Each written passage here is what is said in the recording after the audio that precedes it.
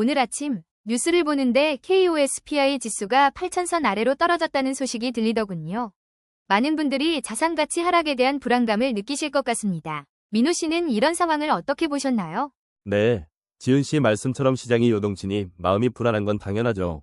그런데 저는 이런 상황을 조금 다른 시각으로 보게 되더라고요. 마치 우리 몸속 유전자가 환경 변화에 맞춰 스스로를 재배치하듯 지금 이 위기의 시간이 오히려 우리 안에 보이지 않는 유전자, 즉 핵심 역량을 재배치해서 미래를 준비할 절호의 기회가 될 수 있다는 생각이 들었습니다.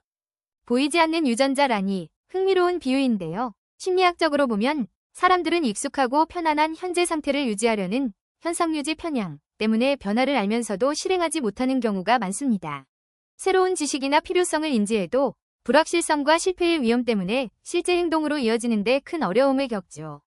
예를 들어 1940년대에 바바라 맥클린톡이라는 과학자가 유전자가 DNA 내에서 위치를 바꾸며 이동할 수 있다는 점핑 유전자를 발견했지만 당시 학계는 이를 받아들이지 않았습니다.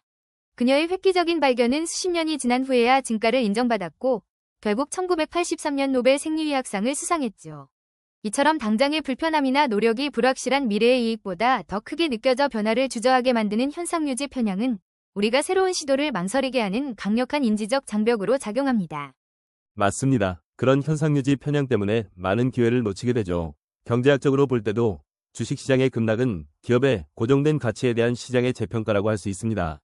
하지만 이것이 기업의 근본적인 핵심 역량이나 유전적 잠재력을 완전히 반영하는 것은 아닙니다. 생물학에서 점핑 유전자, 트랜스포존은 환경이 불리해질수록 자신의 위치를 바꿔 새로운 변이를 만들어 생존 확률을 높입니다. 금융시장에서도 마찬가지입니다. 기업이나 개인의 가치가 급락할 때 기존의 방식이나 자산에 집착하기보다는 자신의 핵심 역량을 다양한 분야에 재배치하는 것이 중요합니다. 2020년 코로나19 팬데믹 때 호텔이나 항공업계가 큰 타격을 받았지만 비대면 기술이나 온라인 플랫폼, 게임 산업 등은 오히려 폭발적인 성장을 이뤘던 것처럼 말이죠. 이는 위기 상황에서 얼마나 유연하게 자신의 자산과 역량을 변이시키고 재배치했는지에 따라 생존과 성장이 갈렸음을 보여주는 사례입니다. 그런데 이런 통찰들을 듣다 보면 마치 점핑 유전자라는 하나의 비유에 너무 의존하는 것 아닌가 하는 생각이 들기도 합니다. 바바라 맥클린톡의 사례는 이미 오래전 이야기이고 점핑 유전자가 불확실성과 실패 위험 때문에 행동을 막는다는 설명은 너무 당연한 이야기를 길게 늘어놓는 것처럼 들릴 수도 있고요. 또 KOSPI 지수 8,000선 붕괴라는 구체적인 수치를 제시하면서 위기를 강조하지만 그 근거가 명확하지 않다는 비판도 있을 수 있습니다. 보이지 않는 유전자니 유전적 재배치 하는 비유는 그럴듯하게 들릴지 몰라도 실제 경제 현상을 설명하는데 얼마나 실효성이 있는지 의문이 들 수도 있고요. 지은 씨 말씀처럼 처음에는 그런 의문이 들 수도 있습니다. 하지만 조금 더 깊이 들여다보면 오히려 그런 비유들이 복잡한 현실을 이해하는데 강력한 도구가 된다는 것을 알 수 있습니다. 예를 들어 바바라 맥클린톡의 사례는 현상유지 편향이라는 추상적인 심리 현상을 구체적인 역사적 사실로 뒷받침하는 강력한 증거입니다. 수십 년 전의 사례라 할지라도 인간 심리의 근본적인 작동 방식을 설명하는 데는 시대를 초월하는 보편성이 있죠. 당연한 소리라고 치부하는 것은 오히려 그 당연함을 간과하고 살아가는 대다수의 인간을 향한 비판으로 봐야 마땅합니다.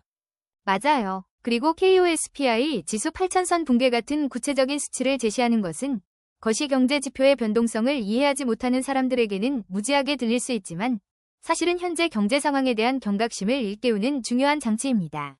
보이지 않는 유전자와 유전적 재배치라는 비유는 복잡한 경제 현상 속에 숨겨진 역동적인 변화의 원리를 직관적으로 이해시키는 탁월한 장치라고 볼 수 있습니다. 마치 30년간 시대를 앞서간 바바라 맥클린톡의 점핑 유전자 연구가 당대에 인정받지 못했지만 결국 생명과학의 혁신을 가져왔듯이 현재의 무익해 보이는 시간은 미래를 위한 유전적 재배치 과정일 수 있다는 거죠. 네. 실제로 미래학자들은 10년 후인 2036년에는 개인의 핵심 역량이 점핑 유전자처럼 환경 변화에 맞춰 능동적으로 재배치되는 능력이 생존의 필수 조건이 될 것이라고 예측합니다. 2026년 현재 KOSPI 지수가 8,000선 붕괴를 겪고 있지만 2036년에는 이러한 급격한 시장 변동성이 일상이 될 것이라는 거죠. 예를 들어 2030년까지 메타버스 산업이 2025년 대비 300% 이상 성장하며 관련 직종이 폭발적으로 증가할 것으로 예상되지만 2035년에는 AI 기반 자동화로 인해 해당 직종의 50%가 사라지고 새로운 형태의 직업으로 재편될 것이라는 예측도 있습니다. 와, 정말 드라마틱한 변화인데요. 그렇다면 2036년의 직장인들은 현재의 무익해 보이는 시간을 어떻게 인식하게 될까요?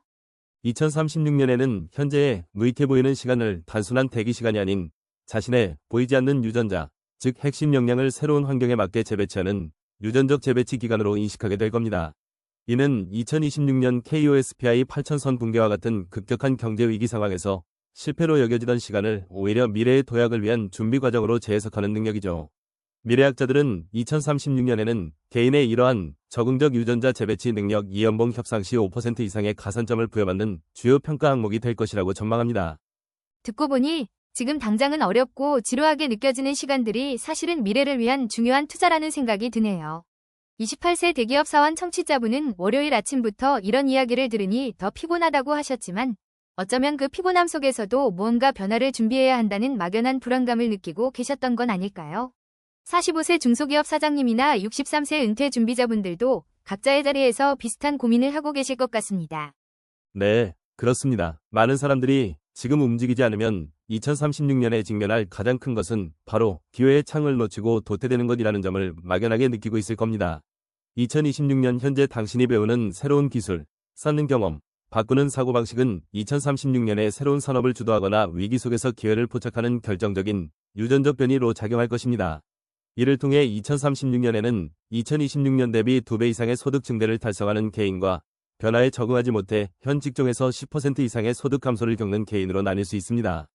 결국 변화는 피할 수 없는 현실이고 그 변화에 얼마나 능동적으로 적응하느냐가 미래를 결정짓는다는 메시지로 들립니다. 오늘 우리는 점핑 유전자라는 흥미로운 비유를 통해 현재의 위기 속에서 어떻게 우리의 핵심 역량을 재배치하고 미래를 준비해야 하는지에 대한 깊이 있는 통찰을 나눠봤습니다. 네, 이 모든 것은 결국 우리 안의 변화를 두려워하지 않고 끊임없이 자신을 재창조하려는 용기에 달려 있습니다. 맞습니다. 오늘 저희가 나눈 이야기가 여러분의 보이지 않는 유전자를 재배치하는데 작은 영감이 되었기를 바랍니다. 변화는 피할 수 없지만 적응은 선택이다.